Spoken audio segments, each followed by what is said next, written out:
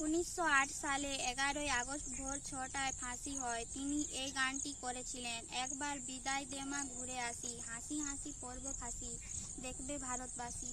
এই ছিল বীর ক্ষুদিরাম বসুর জীবনী। কিন্তু বর্তমান ভারতবর্ষকে দেখে খুব কষ্ট হয়। ক্ষুদিরাম বসু ভারতের স্বাধীনতা চেয়েছিলেন, কিন্তু আমাদের ভারত আবার পরাধীন হয়ে গেছে।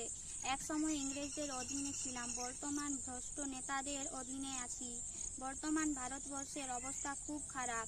সবাই ভুলে গেছে সবাই আগে মানুষ, সব মানুষের রক্তের রং লাল। আমরা ভারতবর্ষে বাস করি, তাই আমরা সবাই ভারতীয়। এই দেশ ধর্ম নিরপেক্ষ দেশ, কিন্তু সবাই নিজেকে হিন্দু, মুসলমান, খ্রিস্টান বলে জাত পাতের নামে রোজ দাঙ্গা করেছে। এই দিনটি দেখার জন্য কি ক্ষুদিরাম বসু ফাঁসির দড়ি গলায় পড়েছিলেন? লজ্জা হওয়া উচিত। প্রত্যেক মা বাবাকে আগে বাচ্চাদের শিখাতে হবে, আমরা মানুষ, আমরা ভারতবর্ষে বাস করি, তাই আমরা ভারতীয়। আমাদের ধর্ম একটাই, মনুষ্যত্ব। আমরা কেউ হিন্দু বা মুসলমান বা খ্রিস্টান নয়, আমাদের পরিচয় একটাই, আমরা মানুষ। আমাদের ধর্ম ও কাজ হলো মনুষ্যত্ব।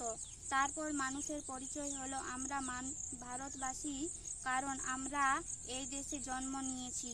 এই শিক্ষা প্রত্যেক মা বাবাকে তার সন্তানদের দিতে হবে, তবে বীর ক্ষুদিরাম বসু মতো বীর জন্ম নিবে।